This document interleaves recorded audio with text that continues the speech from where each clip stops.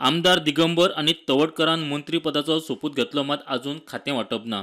प्रदेशाध्यक्ष दामून विचारल्यार तो म्हणटा सोमाराक खातें वाटप। कितलो वेळ जालो अजून दिना, म्हणजे हाचें कारण ना वेळ काय जावना।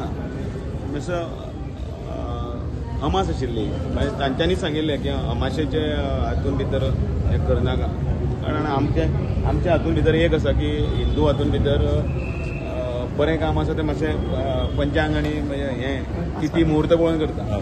सो मुहूर्त बरो आसा, अमास आयज मातशी वचूनी जालें।